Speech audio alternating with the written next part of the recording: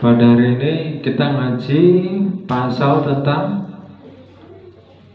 keempat tentang wudu.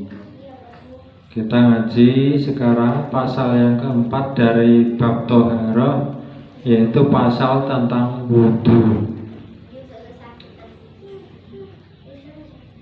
Walahu surutun, dan wudu itu terbagi menjadi 5 bagian. Yang pertama beberapa syarat, wa furudun, dan beberapa fardu, wa sunanun, dan sunah-sunahnya wudu, wa makruhatun, dan yang memakruhkan wudu, wa nawaqidu, dan yang membatalkan wudu. Jadi dalam pasal wudu itu kita akan membahas beberapa bagian. Berapa bagian? 5. Jadi dalam pasal wudu itu yang akan dibahas ada 5 bagian. Bagian yang pertama syarat-syaratnya wudu, yang kedua fardu-fardunya wudu, yang ketiga sunah-sunahnya wudu, yang keempat yang memakruhkan wudu, yang dimakruhkan di dalam berwudu, yang kelima yang membatalkan wudu. Itulah yang akan dibahas dalam pasal wudu ini. Kita mulai dari bagian yang pertama dulu. Apa bagian pertama dari pasal wudu? Syarat-syaratnya wudu. Tentang syarat-syaratnya wudu. Adapun syarat-syaratnya wudu itu ada 11. Ini diambil dari kitab Matan Durrul Bahiyah dan juga Sofinatul Najah, juga Fathul Mu'in. Fasurutuhu, adapun syarat-syaratnya wudu iku ngasrotun, ada 10. Kalau yang di sini 10, nanti yang 1 kita ngambil dari Fathul Mu'in. Apa syarat-syaratnya wudu itu? 1. Al-Islamu, beragama Islam. Jadi kalau bukan orang Islam ya untuk apa juga wudu. Jadi yang dimaksud wudu berarti orang Islam. Yang kedua, watamyisu, pintar. Artinya itu bisa membedakan mana yang fardu, mana yang sunnah. Dan yang ketiga syaratnya wudu adalah waniqa'u manil haidhi, suci dari haid, wanifasi. Yang keempat suci dari nifas. Jadi kalau orang wudu itu ya sudah pasti suci dari hadas dan nifas. Karena kalau hadas lagi haid, suci dari haid dan nifas. Lagian kalau lagi haid, nifas, wudunya juga untuk apa? Ini khusus untuk perempuan ini.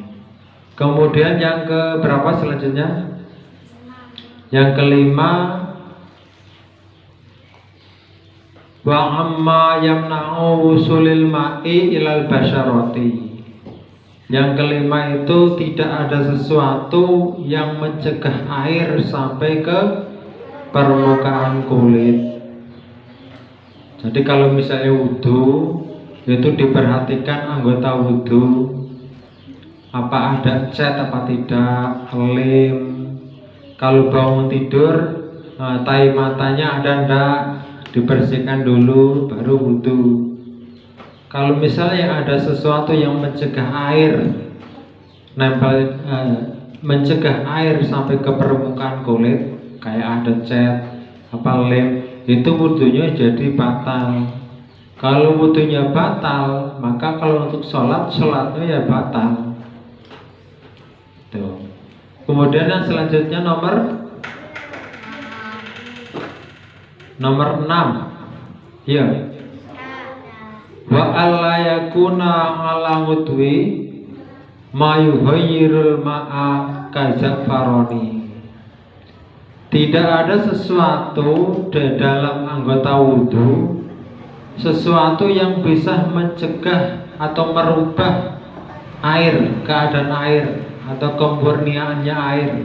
Seperti halnya ada dalam anggota wudhu kayak tangan atau muka itu ada minyak zafaron yang ketika nempel, ketika menyentuh air, kalau misalnya wudhunya itu di kopok misalnya, maka airnya itu menjadi berubah.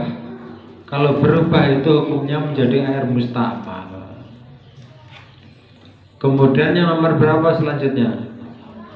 Nomor 7. Yang ketujuh dari syarat-syaratnya wudhu adalah wa ilmu bifardiyati, mengetahui yang fardu-fardu dari wudhu, mengerti tentang kefarduannya wudhu, mana saja yang fardu, mana yang sunnah, itu harus tahu.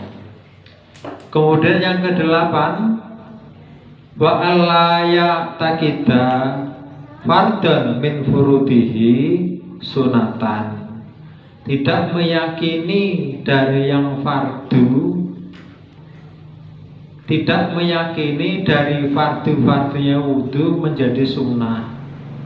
Lah untuk bisa ngerti, untuk bisa meyakini kalau ini fardu, ini sunnah, berarti kamu harus mengapali, harus ngapalkan mana yang fardu, mana yang sunnah.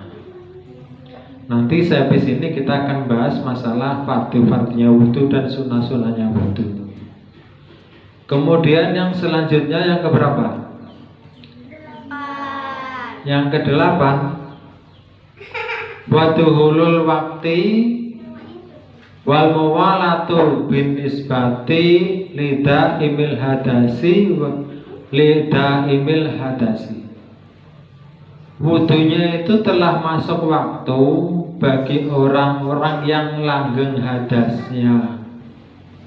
Jadi kalau misalnya ya ada wanita lagi haid sudah 15 hari misalnya, kau masih keluar, maka tetap harus wudhu dan sholat. Caranya wudhunya itu harus sudah masuk waktu sholat, kemudian dibersihi, kemudian baru sholat. Satu wudhu untuk satu sholat. Nanti kalau sudah masuk waktu sholat, wudhu lagi, begitu seterusnya. Dan yang semacamnya lah. Yang penting kalau langgeng hadasnya, wudhunya seperti itu caranya. Ini khusus untuk orang-orang yang punya langgeng hadasnya. Kalau orang-orang yang enggak seperti itu, yang normal, ya berarti enggak kena ini masalah ini. Kemudian nomor 10 ya. Nomor 10, wal ma'u tahuru, wudhunya dengan air yang suci, air mutlak, air yang suci dan mensucikan, air yang tidak musammas, tidak mustamal, tidak mutanajis, yaitu air mutlak, air yang bisa, air yang suci dan bisa mensucikan. Nah itu 10 syarat. Ini dari kitab Durrul Bahiyah. Kemudian dalam kitab Fathul Mu'in itu ada 4 kalau nggak salah. Yang 3 itu sudah kita sebutkan sama dengan kitab ini. Masih ada 1 yang belum disebutkan di sini, yaitu mengalirkan air ketika berwudu pada anggota-anggota yang telah ditentukan. Jadi itu diapali biar kita bisa tahu nanti, biar kita bisa benar dalam berwudu. Karena Rasulullah bersabda, la tuqbalu sholatun bighairi tuhurin, sholat tidak akan diterima tanpa bersuci. Hadis riwayat Imam Muslim. Paham? Wallahualam.